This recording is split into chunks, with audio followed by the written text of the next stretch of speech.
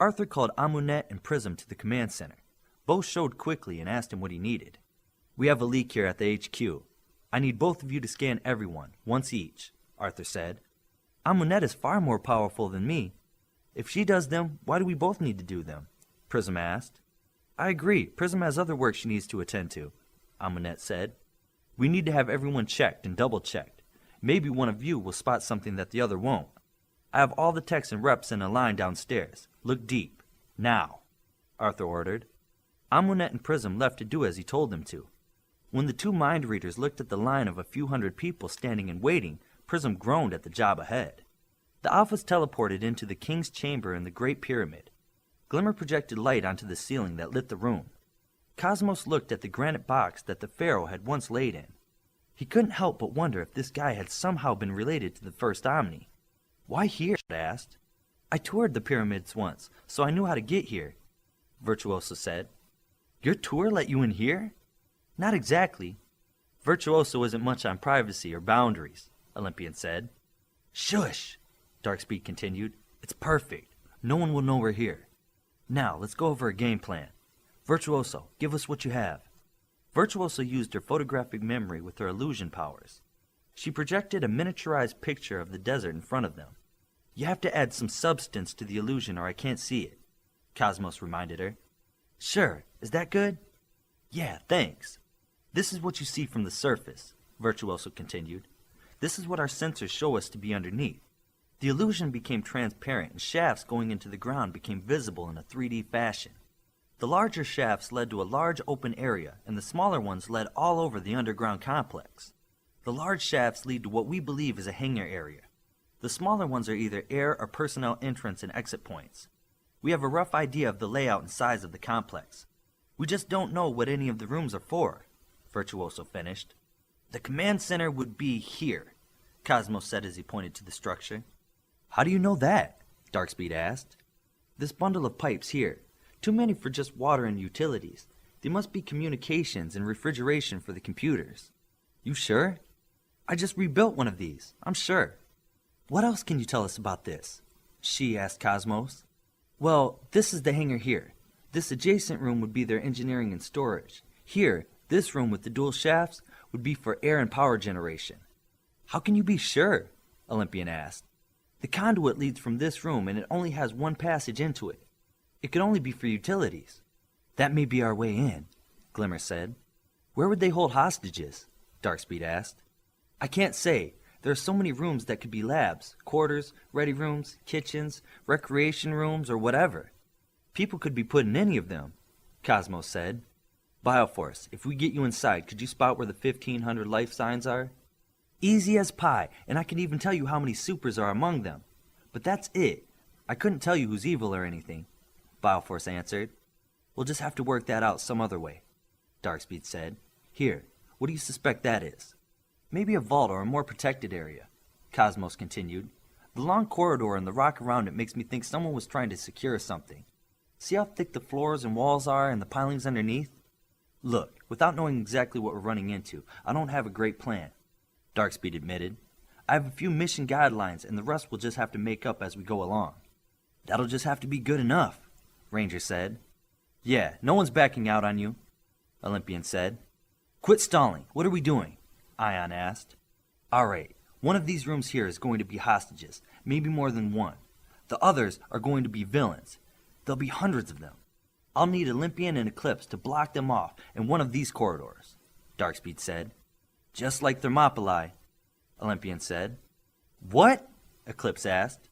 300 Spartans and civilian hoplites pinched off a massive Persian army by blocking the narrow pass they needed to go through, just like we'll do in these underground corridors. "Sweet! If Cosmos gets the chance to turn that corridor to super steel, it would help keep the villains from spilling around us, like the Spartans used the cliffs and hills against the Persians." "If I get the chance, I will," Cosmos said. "As for the Prince of Persia here, we'll need air cover to keep reinforcements from coming in from behind us," Darkspeed said. "Iranians are Persians. Get it right," Saber said with a funny look. "Sorry. The bulk of us will rescue the hostages. Cosmos, I'm going to need you to turn the air in the room where the hostages are into super steel once we get in there." "The hostages will suffocate," Cosmos said. Only if we leave them in it. I plan to have you separate the supers and the humans. We let the humans out first and check them for human villains. Then Virtuoso ports them back to HQ. We need to check the hostages for bombs and traps first, Glimmer said. Then how about we port them to Crete? The Fracas hitters could check them out, Darkspeed said. My family would help out, Olympian said. Then we sort out the supers in the room. The rest will sort of play by ear. What about Vector? She asked. What about him? When will you try to go after him? Like I said, I'll play it by ear, Darkspeed said. One other thing. Shroud, I'll need you to do something special for the battle. What? Shroud asked. How do you feel about pink hair and red armor?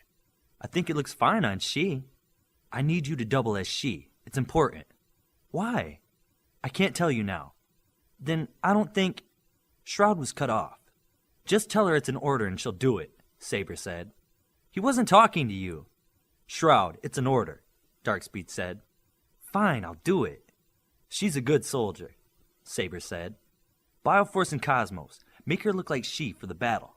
Also, if anyone needs equipment repair or a trip to the bathroom, do it now. We leave in... Darkspeed checked his watch. 27 minutes. That's awful precise for playing it by ear, Glimmer said. You know something we don't? Wave asked.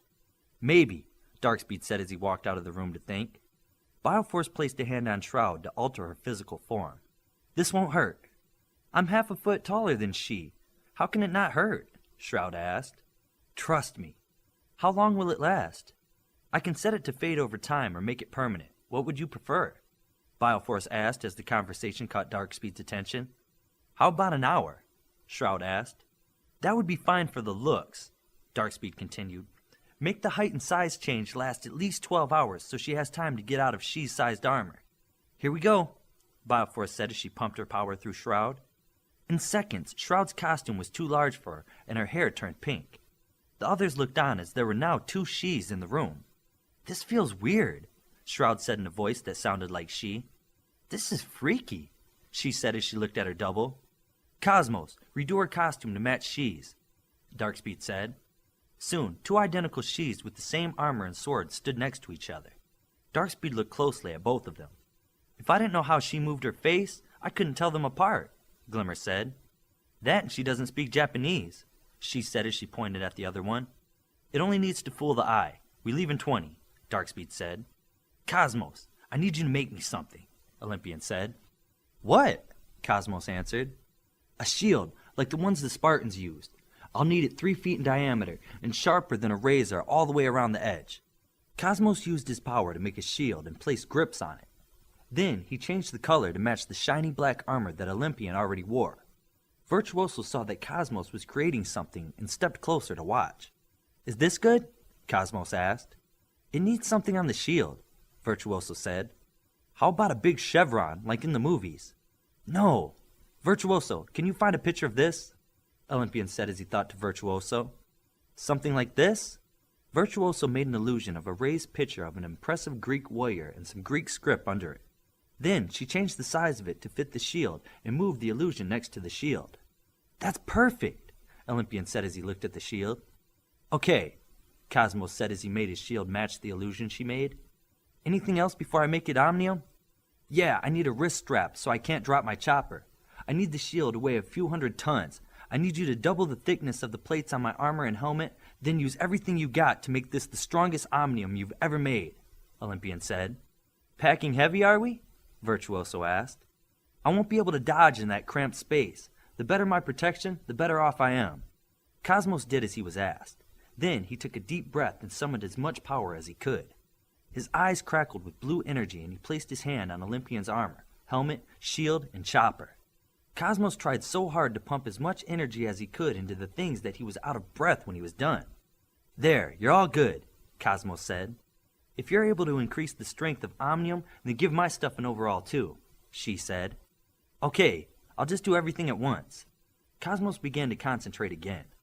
Eclipse was waiting until Cosmos was done and he said, I need my armor to have spikes only on the forearms and fists.